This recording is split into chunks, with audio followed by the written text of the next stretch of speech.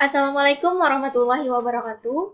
Perkenalkan kami dari kelompok B3 yang beranggotakan Raudatul Jannah, Muhammad Hafimah Fitri, Rabiatul Fatimah, Mega Pela Wulandari, dan Fahmi Gunawan Irwandi. Pada kesempatan kali ini kami akan menyampaikan review artikel yang kami ambil dari jurnal yang berjudul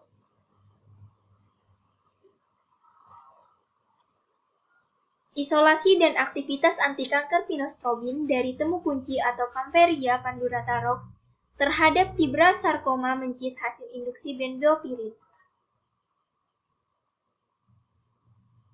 Adapun topik bahasan yang akan kita bahas yang pertama, tujuan review, kedua metode review, ketiga pembahasan dan hasil, dan yang terakhir adalah kesimpulan. Untuk tujuan review akan disampaikan oleh teman saya Mega Pela Wulandari.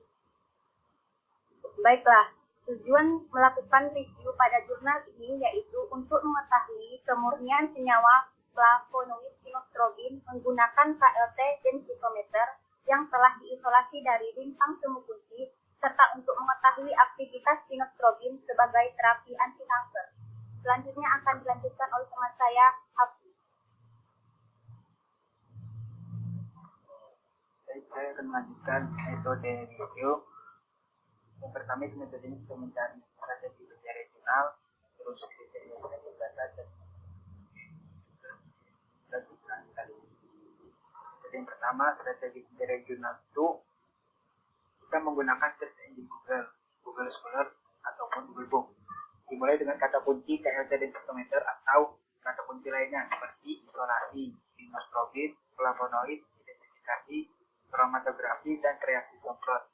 Setelah sumber publikasi tersebut telah melakukan pencarian pada web dan kemudian menampilkan hasilnya, lalu jurnal ilmiah yang diperlukan dapat disimpan.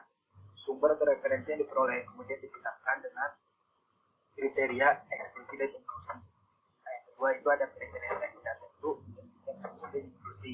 Kriteria inklusi itu adalah berupa jurnal nasional maupun internasional, textbook, dan jurnal ilmiah yang dipublikasikan di bawah 10 tahun. Yang mana berisi mengenai isolasi pinostrobin dan temu kunci beserta dengan metode yang digunakan pada saat proses isolasi. Aktivitas dari senyawa yang diperoleh adalah aktivitas anti kanker pada mencit yang dipublikasikan pada tahun 2014. Sedangkan kriteria eksklusi adalah data yang diperoleh dari sumber yang tidak valid, misalnya website, skripsi, jurnal nasional maupun internasional, textbook, artikel ilmiah, serta publikasi di atas 10 tahun. Dan terakhir itu ada metode screening regulasi. Dari screening yang digunakan pada membuat artikel ini adalah data inklusi yang berasal dari 3 buah jurnal ilmiah.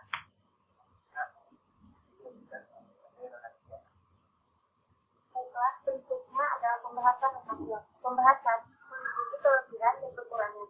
Untuk kelebihan dari jurnal ini sendiri adalah menjelaskan metode yang digunakan untuk mengukur titik lelah dari hasil ekstraksi pada proses ekstraksi.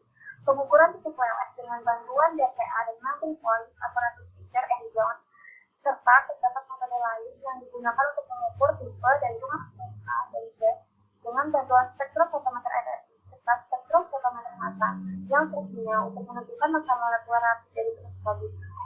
Kemudian kelebihan dari jurnal ini adalah menjelaskan bagaimana suatu senyawa dikatakan mengandung flavonoid flavana dengan beberapa zat yang ditambahkan, yaitu larutan sampel dalam metanol ditambah dengan FeCl3, larutan menjadi berwarna merah, ditambah HCl pekat dari bentuk magnesium, larutan menjadi warna merah muda, dan ditambah NaOH 10%, larutan menjadi kuning muda.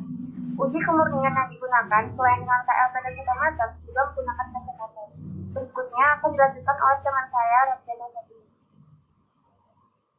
Sebelum kita membahas kekurangan dari review jurnal pada kali ini, sebelumnya saya akan menjelaskan tentang metode DTA. Metode DTA itu sendiri merupakan teknik di mana suhu dari suatu sampel dibandingkan dengan material inert selama perubahan suhu itu sendiri terprogram. Selanjutnya, untuk kekurangan dari review jurnal pada kali ini, pada jurnal yang kami review tidak dijelaskan tentang proses ekstraksi serta fraksinasi. Yang kedua, plat KLT yang digunakan merupakan plat pabrikan yang mana sebaiknya plat yang seharusnya digunakan merupakan plat yang kita bikin sendiri di laboratorium. Namun tidak menutup kemungkinan juga kita menggunakan part dari pabrikan. Selanjutnya yang ketiga, pada jurnal yang kami review tidak dicantumkan gambar hasil isolasi dengan KLT densitometer. Hal ini akan menimbulkan kebingungan terhadap pembaca, karena pembaca tidak mengetahui pita mana yang menunjukkan bahwa senyawa itu merupakan senyawa pinostrobin. Yang terakhir adalah hasil. Hasil uji kemurnian ini dapat dikatakan bahwa 5-hidroksi-7-metoksiflavanon hasil isolasi dikatakan murni secara kromatografi. Selanjutnya untuk kesimpulan akan disampaikan oleh teman saya, Fahmi Gunawan. Oke, untuk kesimpulan, hasil yang didapatkan adalah senyawa hasil isolasi dari temu kunci. Merupakan senyawa pinostrobin atau 5-hidroksi-7-metoksiflavanon.